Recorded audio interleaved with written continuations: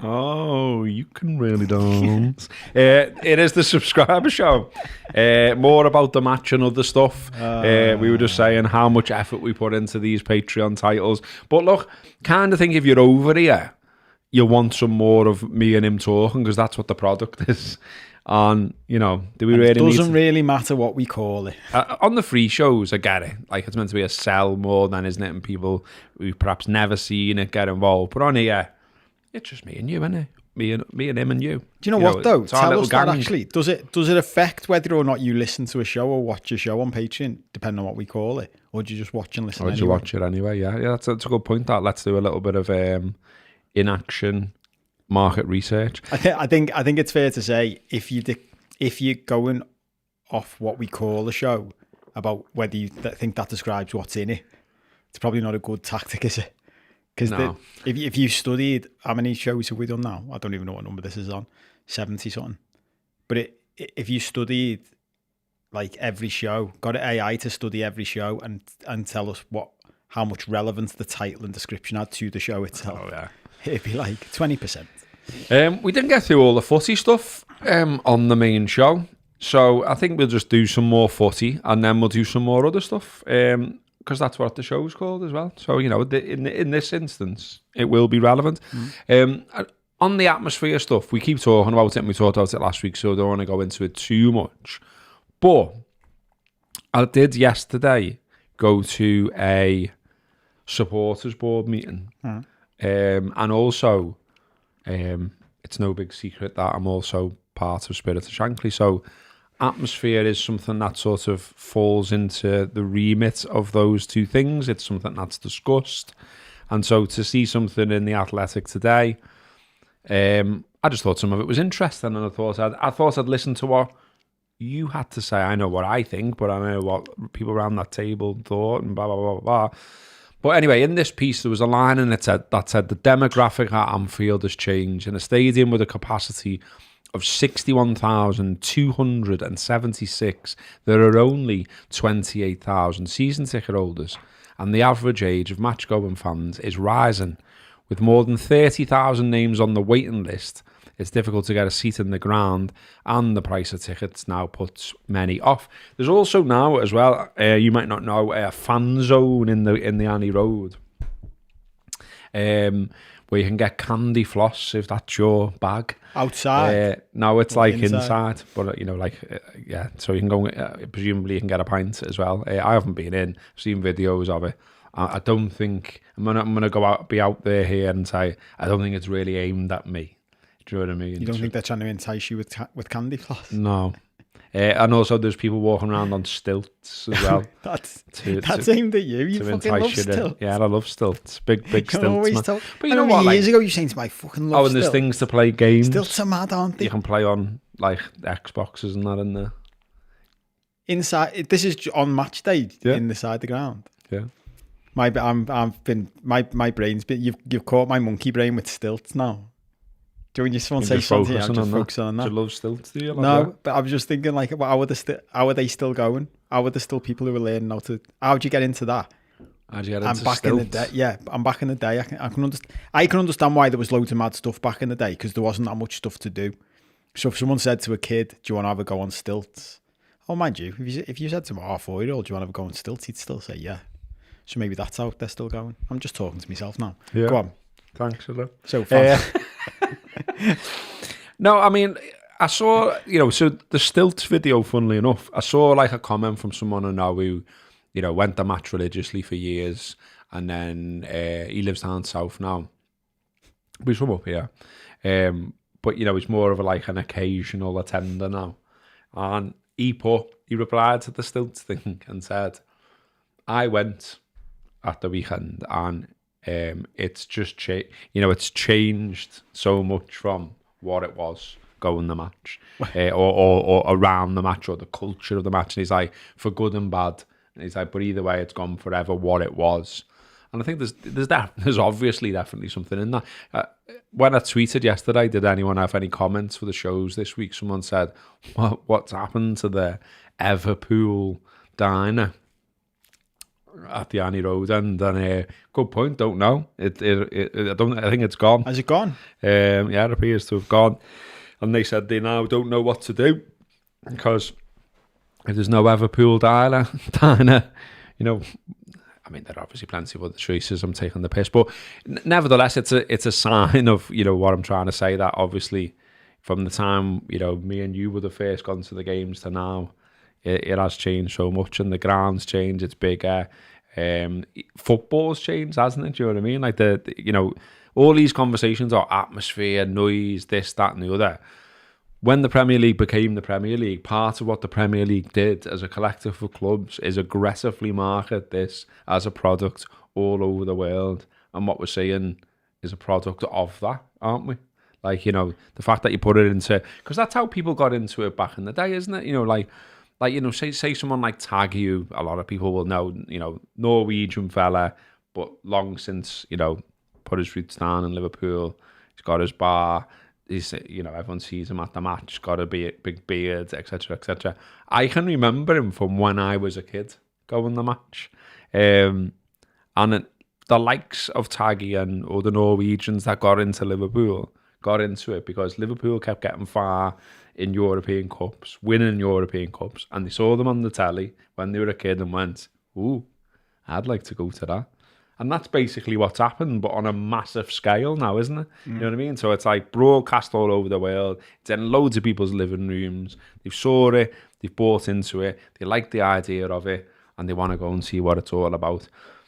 I think maybe the problem is, or one of the problems, is that, you know, a lot are coming to see it and then not being part of it, not make, you know what I mean? So like you're coming to see it, and you've only got 28,000 do a season tickets in there. So you know, like, I don't know what the percentages are.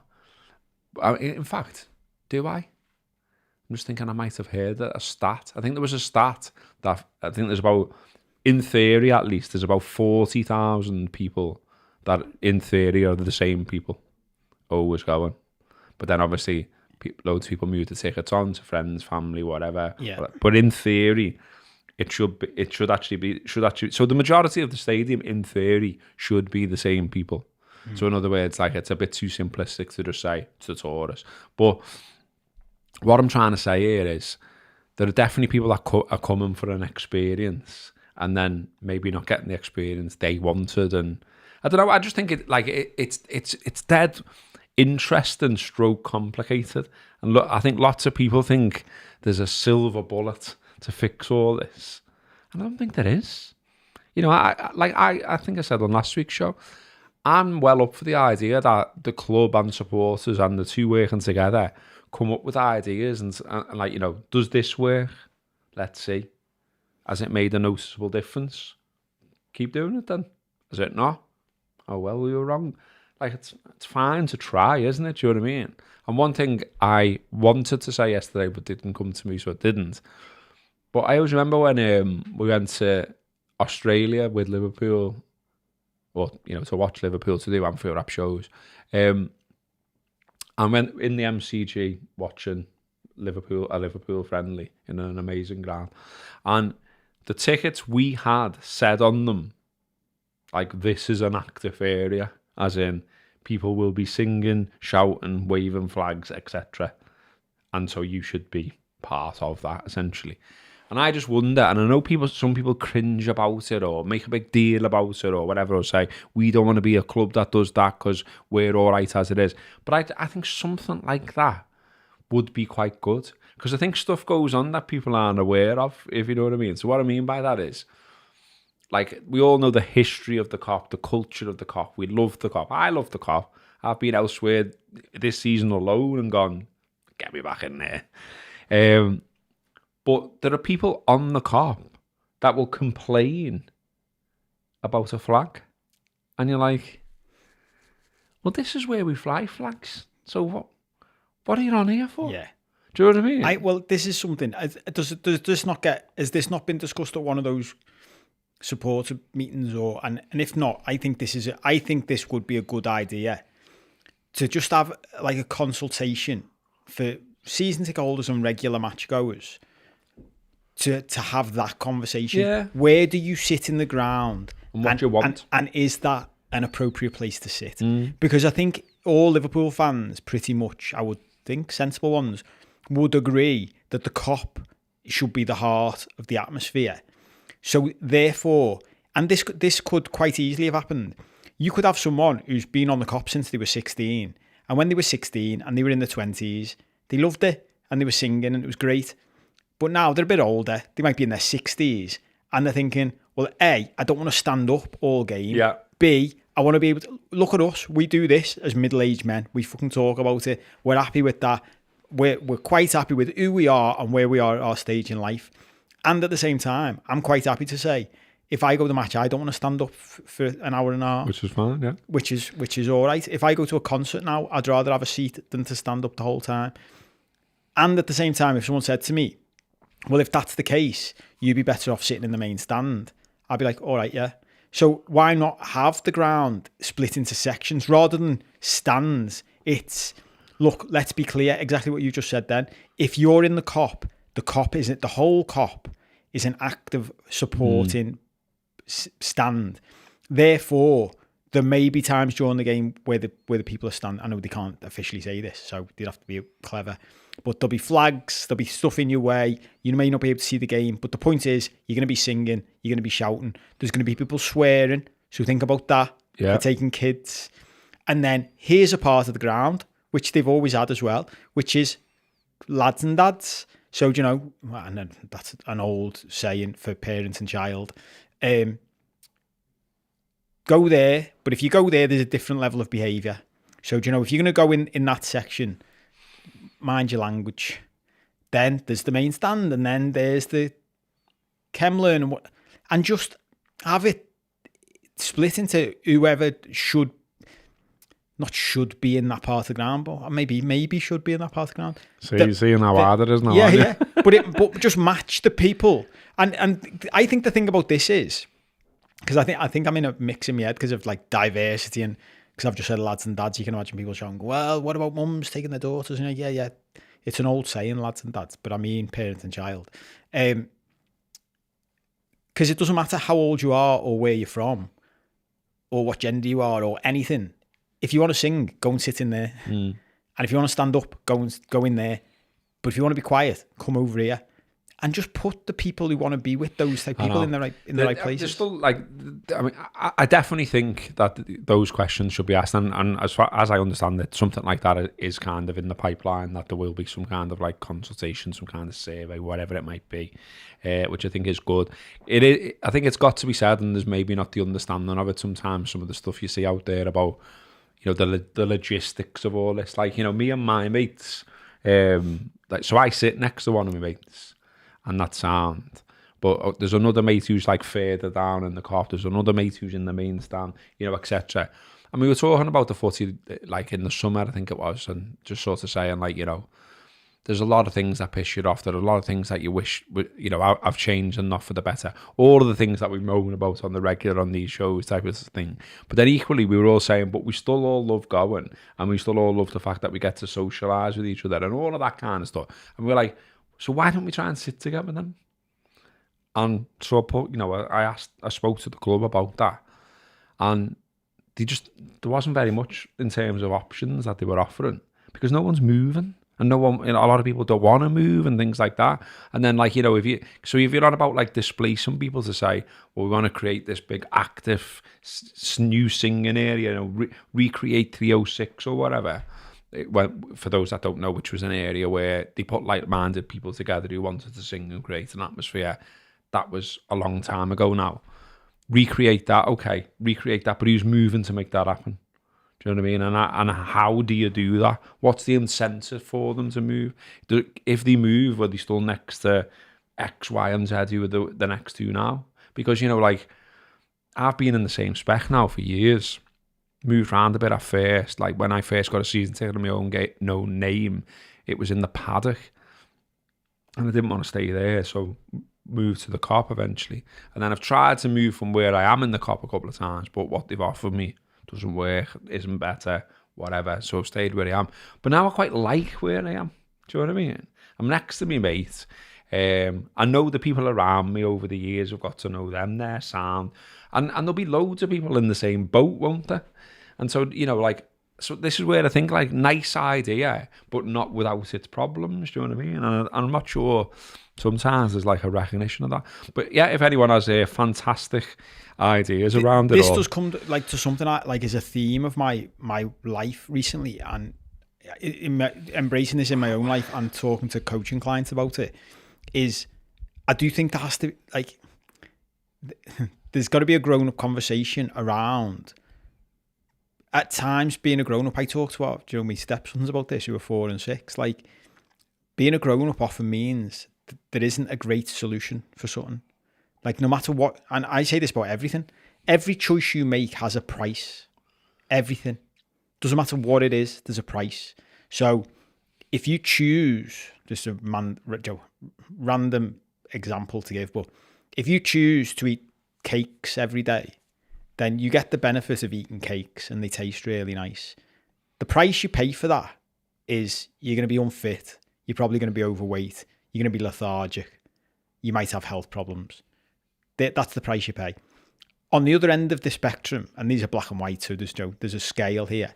But on the other end of the spectrum, if you choose to be really fit, you get all the upsides of being really fit. So you have more energy and you feel better and you're healthier.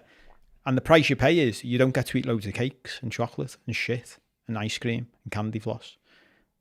So there's a price for that too. And I think fundamentally, it's one of the things we've lost in the world, like in society, is there's a price to pay. So especially in like a collective environment. Also known as nuance. Yeah. Just like have a bigger think about some of the things you're saying. Yeah, well, on the fan thing, it's like, yeah. Well, there's a price to pay. So what do we want? Do we all want to just be able to carry on sitting in our same seat and fuck the atmosphere? Or do we all want collectively to try and make Anfield have a better atmosphere? And if enough of us want to make it to have and I'm saying I don't go to the game anymore, but it's like for the people who go to the game, have that conversation and just accept that you might have to be the person that moves and sacrifices who you sit next to. Because everyone can't have everything. Yeah, you can't sit next to your mates and still sit next to the same people you've sat next to for the last 20 years. This is where, though, and this was going to be another one of my points that, and maybe I'll still make it at some point, but this is where I do feel there was maybe a bit of a missed opportunity in that, I think, as you've already said, and rightly so, I agree with you, but, ideally, yeah, the Cop would be where where the atmosphere is generated. The Cop always was. It's got the history and all the rest of it. But if you build a new stand, surely there's an opportunity there for some of that stand to be a place that generates atmosphere. Do the like-minded people thing there while the opportunity was there. And there was discussion around that, and then it's not happened now. And it was around safety concerns, I think, around having a young people's section as much as you can these days. Because under a certain age now, you've got to be accompanied by an adult and all that, and you can't have like a boy's pen in 2024.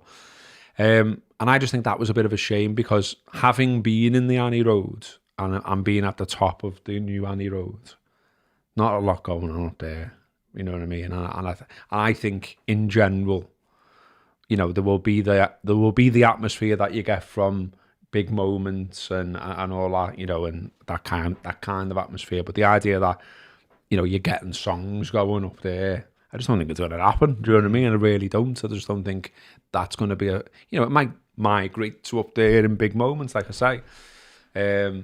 But I just think Anfield might have benefited if that could have been sorted. And look, maybe it still can. I don't know.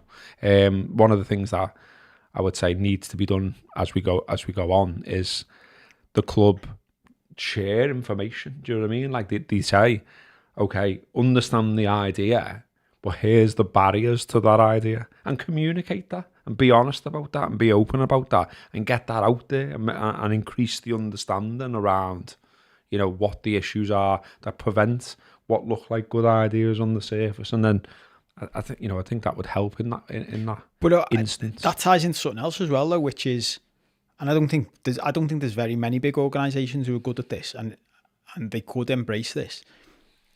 I think what you tend to get is an attitude of, and this is not just with a football club or it's with generally in life, there are more people who like to put objections in the way of things, barriers in the way of things than there are. Like just generally, I'm the type of person that if you say something to me, I am more likely to find the way of making it work than the obstacles. But most people I meet, their brain works the opposite way round. So most people I coach is the same. Most people I know is the same. It's like if I suggest something, it'll be, well, here's why that won't work. And I think that's the general attitude you get from like a club, not just Liverpool, but other clubs. Someone suggests something and they go, well, this is why that won't work. And you go, okay, well, we could just do that with everything. Yeah. How about you tell us all the reasons why it won't work, as you've just said, openly, and then you ask, crowdsource solutions. Exactly. Yeah, You've got a lot of bright people who support 100%. Liverpool Football Club. Yeah. There's a lot of people who are involved in other industries. Like, we know Martin Fitzgerald, who's in the ticketing industry, has done tickets for Glastonbury for years.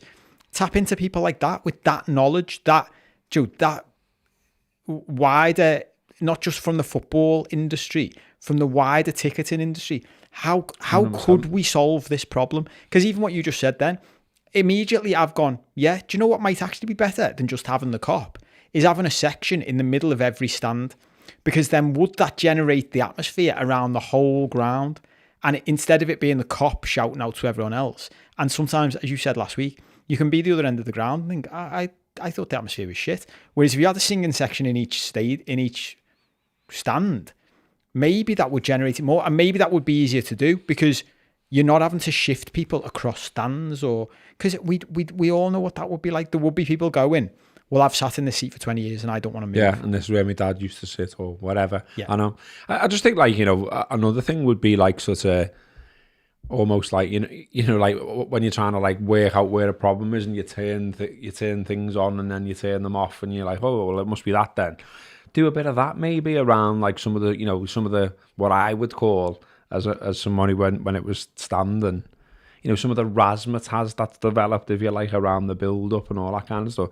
What about if you turn some of that off a little bit? What about when the spine cop says, right, we're going to have a flag day, for whatever.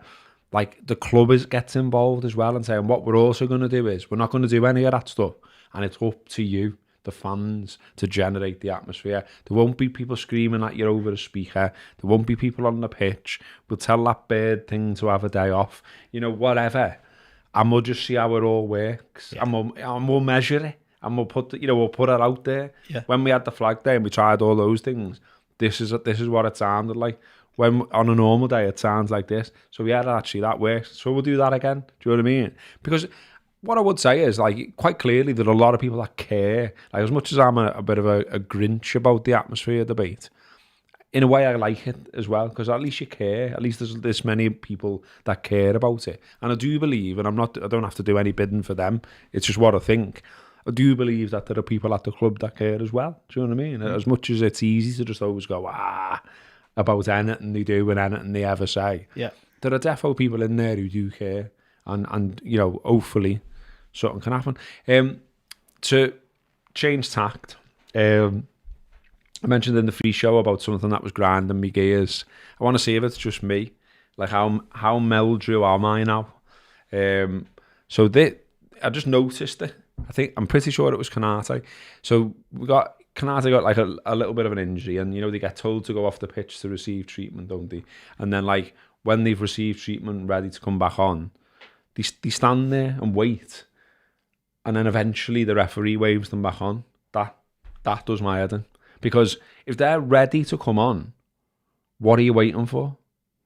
Do you know what I mean? Like why have you got to wait this 30 seconds thing? It's actually it's a rule, yeah. Yeah, but it was. I'm sure this was discussed a year ago or so ago. I think it was to try and stop people feigning injury. Yeah. Is that the idea? I think it is the idea. But nevertheless, I just think like but you've got the problem that there are obvious injuries, like people are genuinely getting treated for some kind of minor injury. You've told them to go off the pitch, and then because you stand there looking at him knowing he's ready but just ignoring him for the 30 seconds, there's a big gap in our defence. Do you know what I mean? Like so like if you're injured, so sounds like, okay, it's like a sort of mini punishment for blag injuries. Okay, get it. But it's also punishing you if you have got one. Yeah, but the bit for me that doesn't make sense with that was at the same time, they also said we're going to start adding on loads of injury time. And you're like, well, you don't need both of those things then, do you? Because if you make sure you add on the injury time for any stoppage, if someone's faking injury, it doesn't matter. They're not gaining an advantage. So just by saying to them, we're adding it on, should deter them from doing it anyway. You don't need both. Do you know what I mean?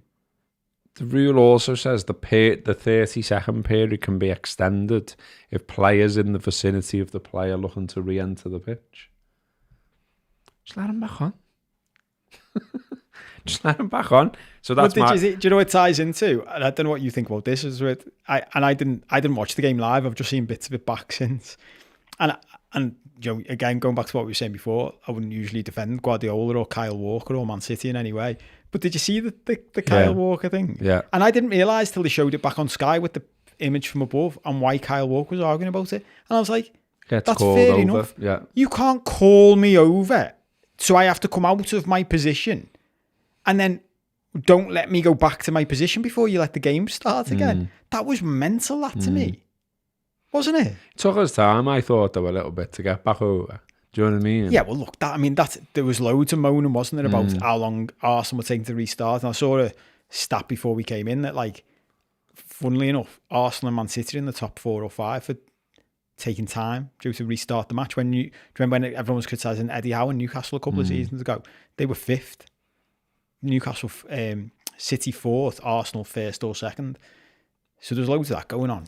Yeah, you would have to say it goes down as a like a refereeing mistake, but equally, like, I think it's one of them ones where you know, like he's pretty much got back over there, and like he's obviously got a case to go and say I'm not back in my position and you call me over. But if you ruled that goal out for that. No, you can't rule the goal out for it. Yeah. But because once the game's restarted, Yeah, exactly. I just think it's mad that, and I mean, the other point was they didn't score from there. He did get back into position, and he did his job. And then eventually, like he forced the winger to pull the ball back. So that's what he'd have done if he was there anyway. But I just thought it was mad that it was the ref that drove that, and didn't think. And look, this comes back to refs are human as well. Do you know what I mean? I'm sure if you said to Michael Oliver, should you have let him get it back in position in hindsight? Yeah, he'd go, yeah. No, I thought that as well. Wanted to mention Mowers as well. So I'm at Anfield on Saturday, I'm watching the game, and you know, you've got those digital advertising that's around the edge of the pitch, and this is like second half, you know, we've wrapped up the game. It's a case of, are we going to score any more? Bournemouth probably aren't coming back into it. And anyway, this is before people say, why are you watching the advert? This advert takes my eye, and I'm like, what? And it was for a robotic lawnmower. Mercurial, world leaders in robotic lawn mowing. And I just thought, like, again, might just be me, but where's the synergy between robotic lawn mowing and like people who are at a match on a Saturday afternoon? Like, is there anyone in the 61,000 or whatever who were there who's gone, oh, yeah, go ahead, yeah, sounds good, that, off the basis of that advert? Like, I don't get what anyone's getting out of that. Well, Liverpool will be getting some money, I'm guessing, so good for them. But I just thought it was a bizarre one. Like, if you're an advertising agency or you're that company, where have you gone? The way to get more people to buy a digital mower is to put it around the edge of the pitch at a Premier League match. Yeah. It's just a bit odd, isn't it? Yeah. And then it also maybe they're trying to get the message to the groundsman. Yeah, maybe. I think maybe he was ignoring them, and he thought, I know I will get your fucking attention. But it's well, we've had this conversation before about, like, because when we've looked at doing marketing stuff, haven't we? We were looking at other people's marketing, and I often think it's just old school marketing like that is bizarre to me. When you can do online advertising and target the specific people who you know your demographic for buying your thing, and see if it worked as well, and just check if it works, get feedback, and how much that would cost compared to how much it would cost to imagine how much it costs to have those adverts around Anfield. It'd be a fortune. Yeah. And just on the off chance that your someone's in the, and as you say, it's not just that they're in the ground and they see it, but they're not going to get their phone out there and go, do you know what, you've just reminded me, I want to buy a fucking mower. I mean, in the comments there, someone there saying obviously like on the telly, but still, I don't know, I'm not convinced. Like Liverpool v Bournemouth, I'm sure it was on the telly somewhere, but I don't know, I still just don't get, like you're watching the match and then is it just going to creep into your consciousness? Oh, like what I'm saying is it just doesn't seem to tie in. I don't know. Yeah, I'd love to have conversations with people because I mean, for anyone who's interested in stuff, there's a difference between brand awareness marketing and direct ad marketing. So brand awareness like when Coca-Cola's got its marketing campaigns, its aim isn't to get you to go and buy a Coca-Cola there and then. Yeah, it's just like a little reminder. It's just constantly, they spend billions to make sure Coca-Cola's always in your mind. And if you go to it makes you feel a certain way and the adverts make you feel a certain way. But to do that costs billions or at least multi-millions. And you have to do it over a long period of time. So whenever I see like an ad like that for a one-off company that sort of seems to be doing the brand awareness thing, I'm like, you're just throwing your money down the drain. I absolutely knew that we'd get this comment as well, so thanks, mate, for doing it. Literally, as we were talking about it, I thought someone will put in the comments, yeah, but you're talking about it now. I know, I was going to say that. And we've got it. A good bit of marketing. I may have mentioned this on the show before, but it's just an absolute classic. And then I've got to try and explain this a little bit, haven't I? Because I get that not everyone is from the Liverpool area who might be watching or listening. So, to explain in local sort of parlance, if you like, you've got Lime Street, which is the end of the line, and that's where you get off the train, and there is no further to go. And the station before is called Edge Hill. And so there's a phrase, getting off at Edge Hill, which means, you know, you got all that way sexually, and then you just didn't do the last bit. You get me? Join the dots. So now that you all know that, for those that didn't know that anyway, one of my favourite bits of marketing ever is at Broad Green Station, which is before Edge Hill on the same line. There is a sign that says, why jump off at Edge Hill when there's a climax at Broad Green?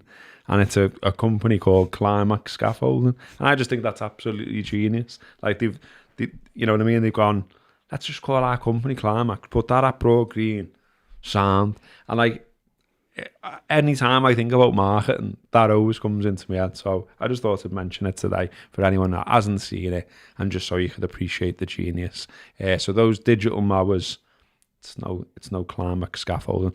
Also wanted to mention as well, I probably should have mentioned this on the free show, but we waffled so much, or I did, or we both did, that I just never got to it. But there's a bit of a protest. Well, there is a protest, not a bit of a protest. There is a protest at Anfield on Wednesday night for the League Cup match against West Ham.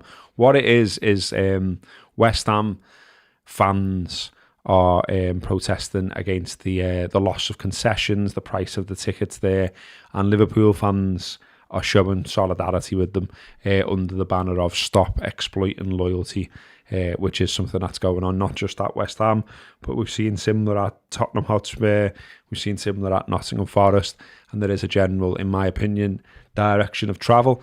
So yeah, there will be a bit of a joint protest before the game tomorrow.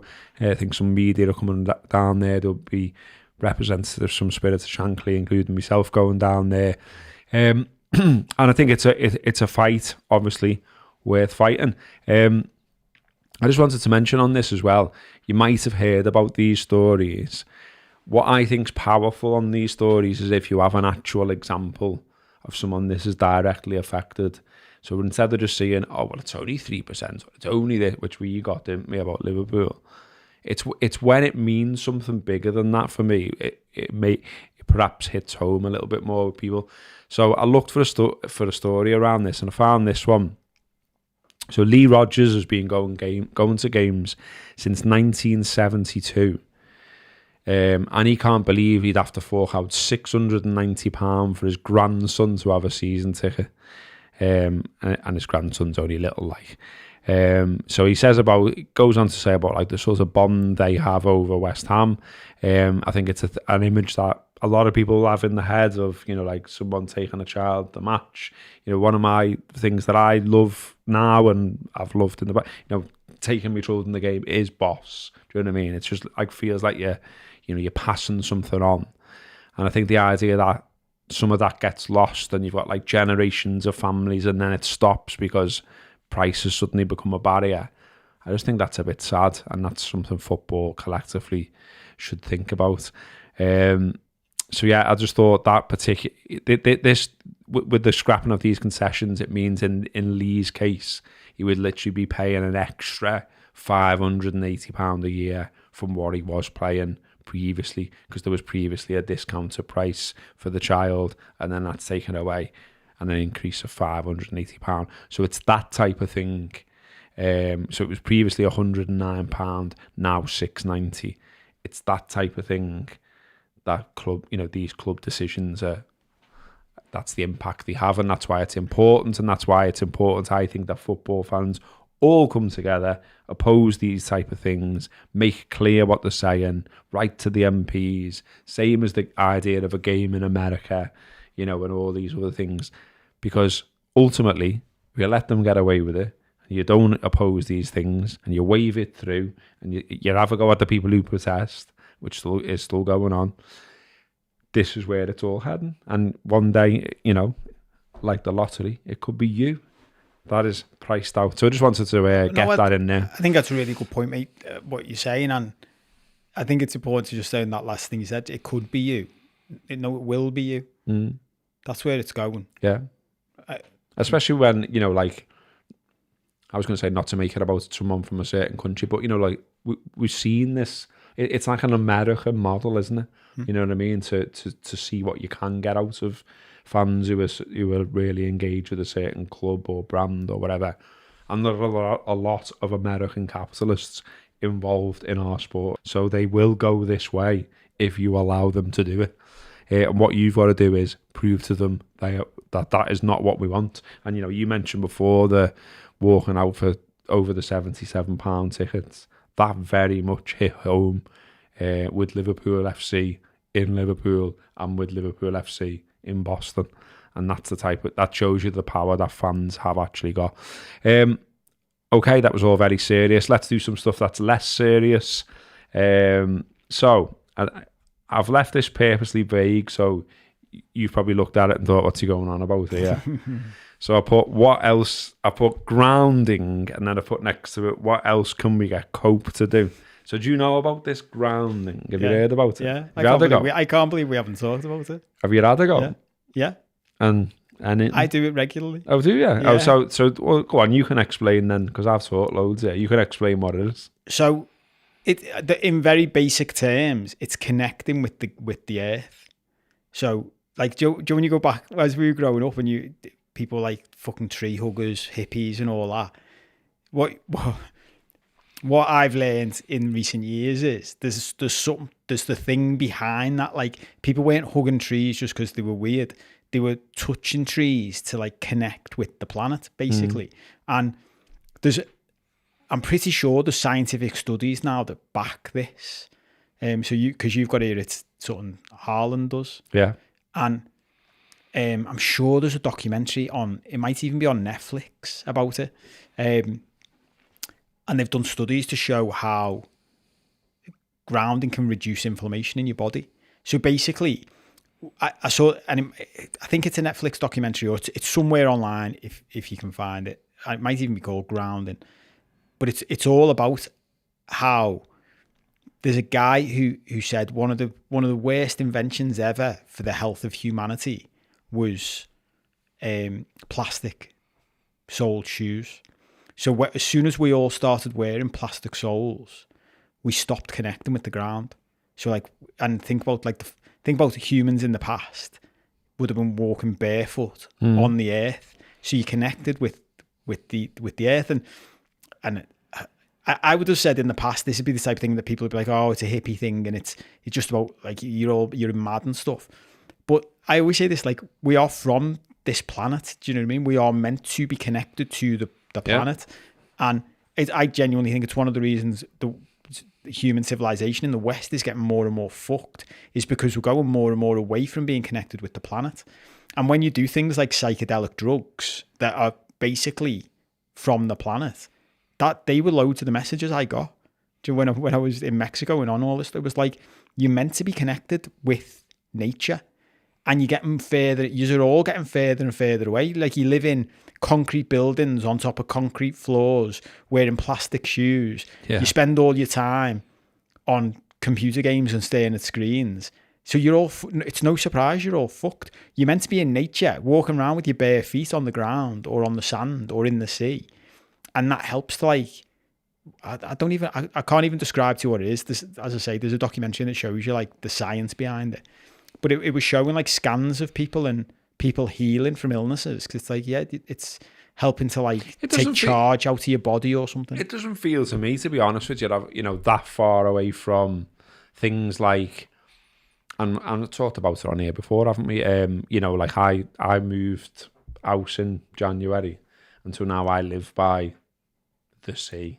I live in Crosby, and I love that walk along the front, and I can feel it relaxes me, and it's like, so it doesn't feel like that far of a leap from that. Or the thing as well, isn't it, about like if your eyes are done in from looking at screens, they recommend, don't they, like looking at something green, looking at grass. Yeah, that I've read that somewhere before. So it doesn't feel like a million miles away from that. But, we're so used to, aren't we, wearing shoes, socks, etc., that it can be a bit like, what? The thing with Haaland said that, or the piece I read about Haaland where he's doing it, said that it believes it helps pick up the Earth's surface electrons. Sunlight, grounding and drinking filtered water are all part of Haaland's daily routine. And he was still really wound up by Arsenal, wasn't he? Yeah. It was fun. It was funny that. Did you? I love watching people do that. Like, as he's shouting to Arteta to be humble and stay calm and all that, and you're like, lad, your head's gone. Yeah. And saying to some, who the fuck are you and all you clown. Throwing a ball at people. It was funny. He'd literally just said something to Arteta, and then one of the Arsenal players comes over and tells him to stop talking, and he's going, I wasn't talking, you clown. And you're like, you were though, mate. Your head's gone. But do you know what's funny about that? I think that just little sentence in itself shows how fucked we are as a society, and how far away from where we're meant to be we've come. That part of his routine that makes him great is sunlight, grounding, sunlight, and drinking filtered water. And you're like, fucking hell. Like, if you'd have said to someone, like, to imagine going to a cave, man. In the future, we try and get our elite athletes are getting healthier by standing in sunlight, touching the floor and drinking filtered water. Like, fucking hell, what have we done? Well, what made me laugh about this as well is, like, I read on, because I thought I'll throw it on here, see if you'd either done it or fancied doing it or whatever.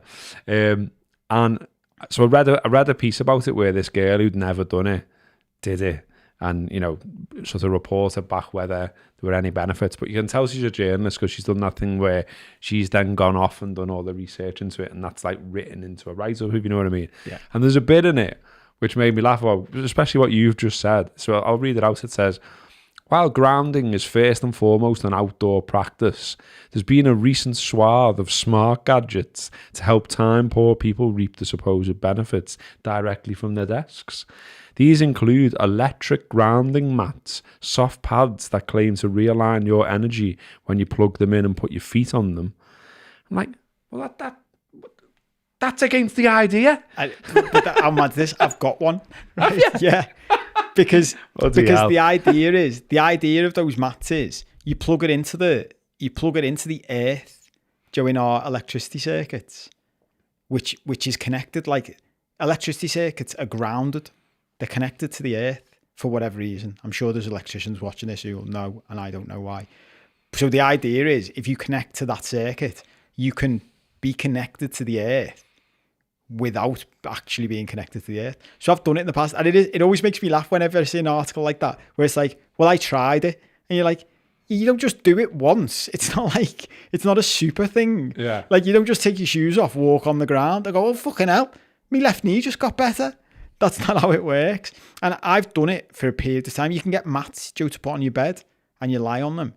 And the problem with anything like that, and I mean, I'll write a list for you one day. I started doing it on my phone of all the things I've done over time. Well, this when I've been to see people in the past, and they've gone to me, have you ever tried such a thing? And I always start laughing. Well, that's why I put it on, because I knew you tried all kinds, and that's why I was like, let's see if we can like crowdsource something for you to have a go of that I've never done. Yeah. But this is the thing, that the point I was going to make is, there comes a point, Joe, where like your life's great, your life's getting better, and if someone goes to you, was it that? And you go, I don't know. I've done loads. I've done loads of things. So in this piece as well, they've spoken to someone who's written something called the secret language of the body, and she says that there are thousands of nerve endings under the soles of our feet constantly sending feedback messages to our brain. When we're doing a grounding practice like walking barefoot outside, there's a heightened sensory experience going on. Different parts of the ground might feel squishy or warm or dewy. So is that what it's been like for you? Like, did you skip through the grass and you were like, ooh? No.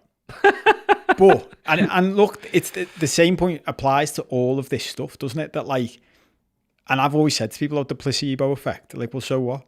It's like, well, it could just be, if it works, it could just be in your head. And you're like, yeah, but and what? Because what's the other, to do grounding, guess what you have to do? You have to go outside. And what's outside? Sunlight. And what else is outside? Fresh air. So instead of being cooped up in your house, you're outside. Well, guess what? That's good for you. Yeah. So I think that in itself makes you better. Yeah. I think everyone can see that, can't you? Go outside, experience a bit of nature. Yeah. On board with that all day. Something I have definitely noticed then, but again, this could be psychological. And it was funny because, my girlfriend's further down this path in the beliefs than me. She'll do your star sign and all that, which I'm not. There's bits of that where I'm not like, told. No. Whenever I see that stuff, I went on a fortune telling stuff. I went on a cold reading for business course once, and it was showing how you can like help build rapport in your meetings. And it was a fella who he was a magician, basically, used to work with Derren Brown, and he was showing basically cold reading techniques. And cold reading is what psychics use to be able to say things to you that you think they just got from like the fucking ether. Do you know what I mean? So he showed me how to do it. Not just me, everyone else on the course. So now whenever, not that I believed in psychics anyway, but now whenever I see a psychic, I'm like, yeah, but I know how to do that. I learned how to do it from someone who, and this fella was fucking brilliant at it.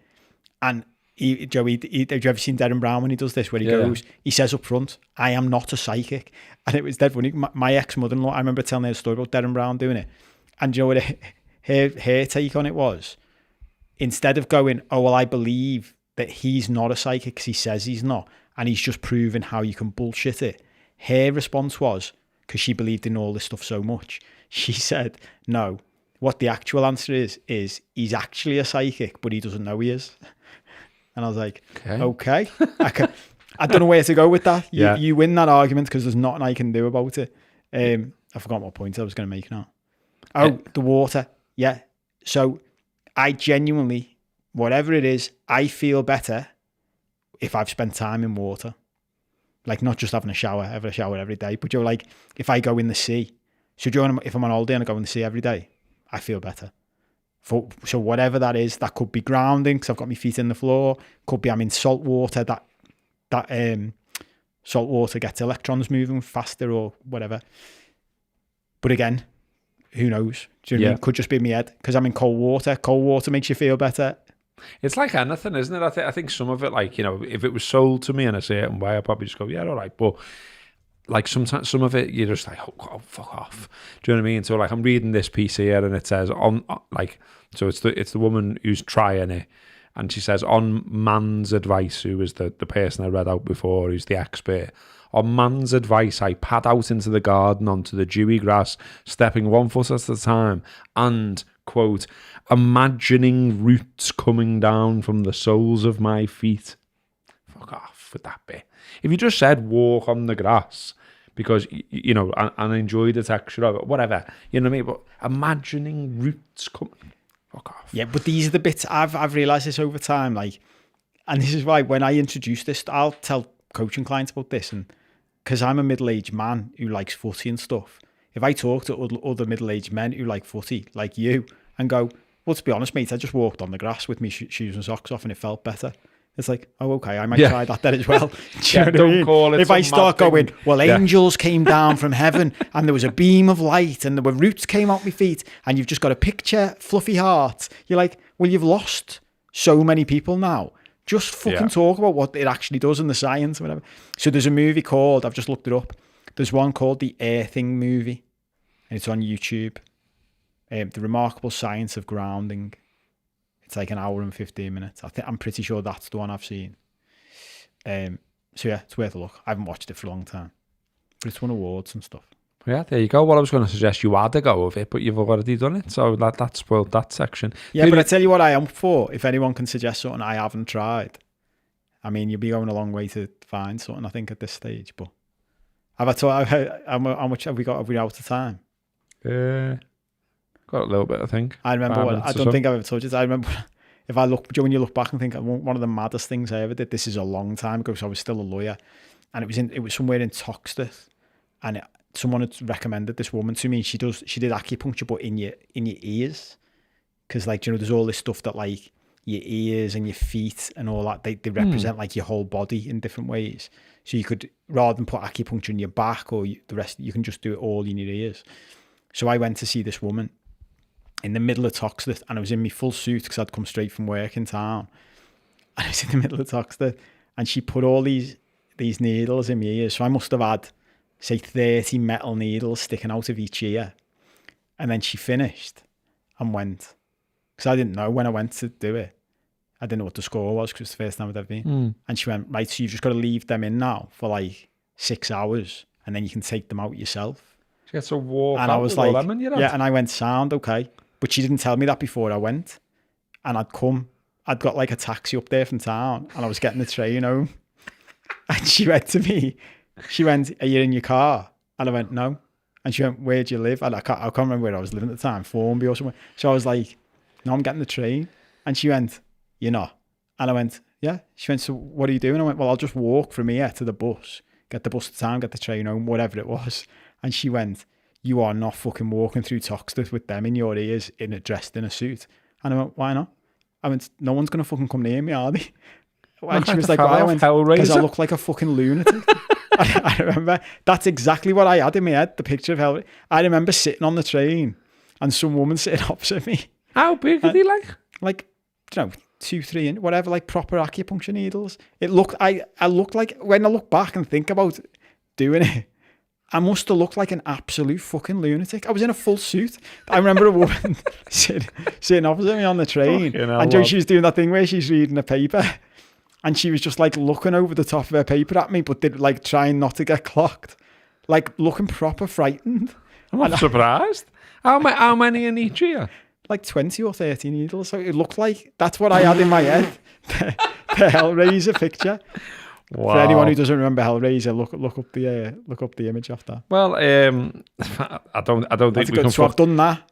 I don't think we can top that. I think we'll leave it there. I think that'll do. So I was just looking for like a nice quote to finish up on, but we'll leave it instead. If you've never seen Hellraiser, go and look up Pinhead and just imagine Copey walking through Liverpool, looking like Pinhead.